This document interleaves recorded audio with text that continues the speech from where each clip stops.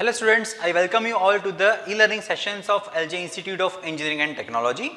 Myself Hardik Shah, and I am here to share my knowledge with you about the subject of automobile engines. Okay, so we have already started a new session on turbocharging and supercharging and also some of the part of scavenging. Fine. So in today's session, what we are going to do? In today's session, the main topic of this video is difference between turbocharger and supercharger. Fine. So let's start our video.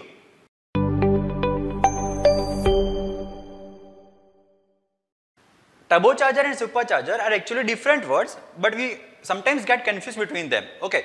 So before understanding what is a difference between them, let's first discuss what is the forced induction system in a car. Okay. So and why we require this system inside the car to make it happen. So before seeing the different, actually it helps to understand what links supercharger and turbochargers from the engineering standpoint. We are talking about the air induction system. Okay. So turbochargers and superchargers are actually forced induction system. This system uses the compressors to push compressed air into the engine. The compressed air allows for extra oxygen to reach the engine, okay, which helps to create an extra boost of the power. A forced induction system overcomes the restriction of atmospheric pressure by pushing a lot of air into the combustion cylinders. Fine. So turbochargers are actually one kind of forced induction system. It compresses the air which is flowing inside the engine. Thus a lot of fuel and air can be burnt inside the cylinders, and outcome of the power will actually increase nearly by 50%. Okay. So we all know that more power requires more air. Okay. So the amount of power in internal combustion engine can produce is depending upon the primarily how much fuel we burn inside it. Okay. And how quickly and efficiently we can convert this heat into the mechanical force. But fuel requires air. Air means the oxygen content in air actually. So we require oxygen. Okay, to combust an engine to the maximum input, or you can say to get maximum output, and how much air it can take into the engine to burn the fuel.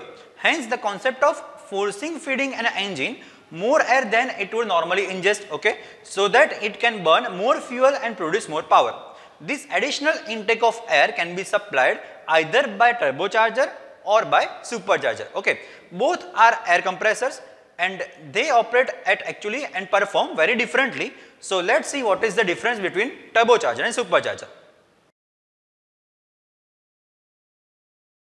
In easy words, superchargers are pressure increasing devices which supplies air at a high pressure to the engine. Superchargers is driven by engine power itself, and the power is actually delivered through the pulley and the belt. Okay, whereas the turbocharger is actually a form of supercharger, and it is actually a gas compressor, specifically exhaust gas compressor, okay, which is actually used for forced induction of the air into the internal combustion engine. The use of turbocharger is to produce more power by raising the density of the air which is entering in the engine by means of exhaust gas. Okay. So turbocharger has a compressor which is motorized by the turbine, which is actually driven by the engine exhaust, and this is different from the supercharger where the power is actually pulled from the engine by means of mechanical drive, or you can say pulley drive. Okay. So turbocharging is very familiar with diesel engines for the reason because they are very suitable and they are very well for the turbocharging, the diesel engines. Okay. And engines precise power and power to weight ratio can be noticeably bumped up by the turbocharging, and the superchargers are actually different than turbochargers. So let's see what are the difference, what are the advantage and disadvantage of supercharger and turbocharger. So what are the advantages of it? Increase the horsepower, that is the first point. So adding a supercharger to the engine is a very quick solution to boost the power. Second is no lag. So the supercharger is actually biggest advantage over the turbocharger, that it does not have any lag. Power delivery is actually immediately because of the superchargers is driven by the engine crankshaft. Okay. Third one is low RPM boost. So good power at low RPM in comparison with the turbochargers. Fourth one is price. So it is very cost effective and it can actually increase the horsepower. Okay. There are also some disadvantages, like it is less efficient, because the biggest disadvantage of the supercharger is that they suck engine power simply to produce the engine power. So they are run off an engine belt connected to the crankshaft. So you are actually essentially powering the air pump with another air pump, which is simply we can say. Because of this, superchargers are significantly less efficient than the turbochargers.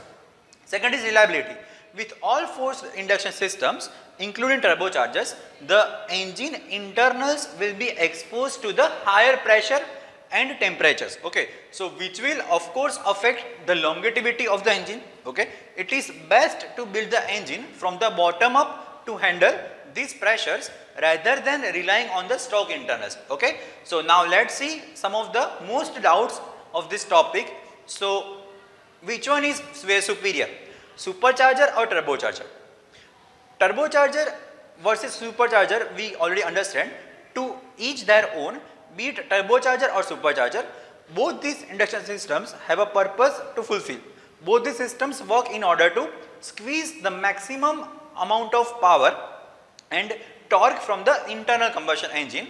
However, the car manufacturers have determined that the turbocharger wins over the supercharger by the relative margin, not on the power but providing the best fuel efficiency. Okay, so both superchargers and turbochargers, a significant part of the design is to keep the air that goes into the engine cool. Okay, so air compression increases its temperature, thus it is a general to use the intercooler to decrease the temperature of the air which is among the pump and the engine. So intercooler is also used.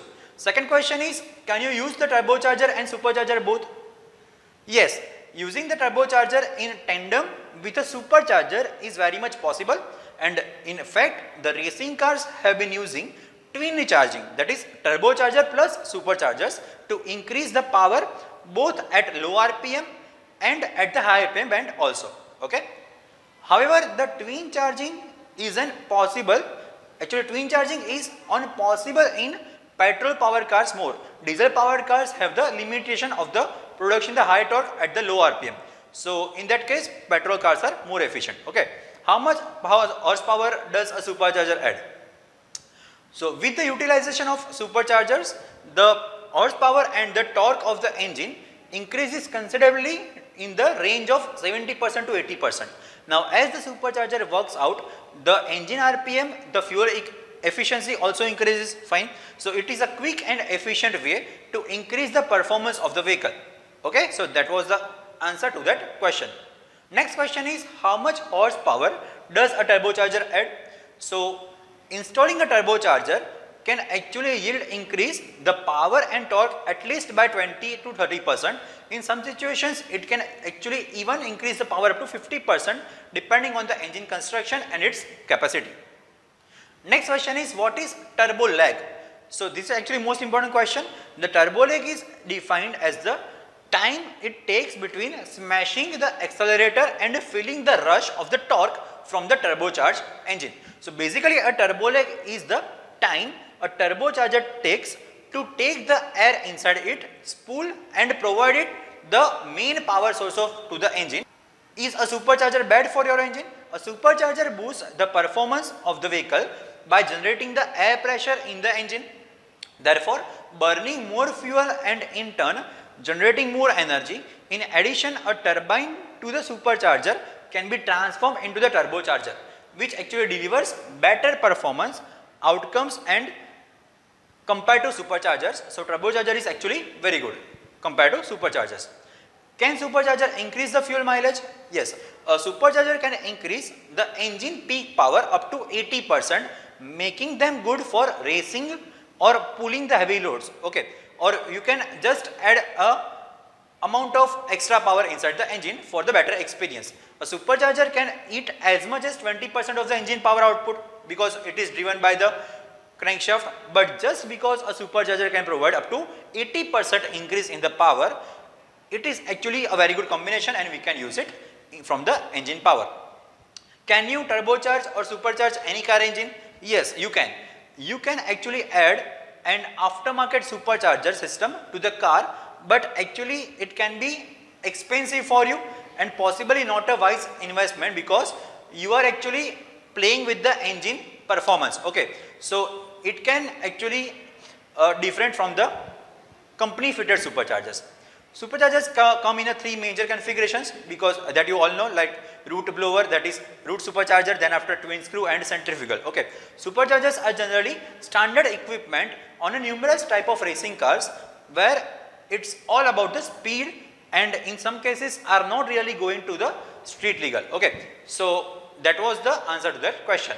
Now what are the some cars in India with the superchargers?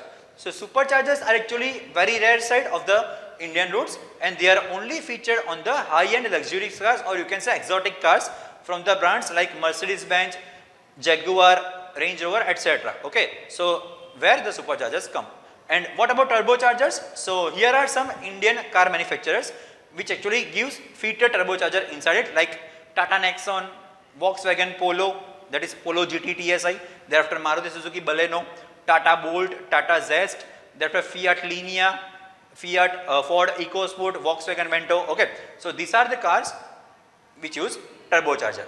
What is the future of it? So electric turbos will be actually future of these vehicles in place of turbo. So electric motors pulls up the turbo at low RPM.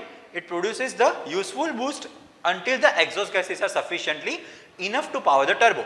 So this is exactly what happens in a Formula 1 cars, and with that ERS system, that means energy recovery system, and it actually consists of motor generator units that harnesses the waste heat energy and waste kinetic energy, that is from the braking system, and this energy is actually stored, and subsequently it is used to propel the car. So it is a real solution to get to overcome the disadvantage of the turbo lag.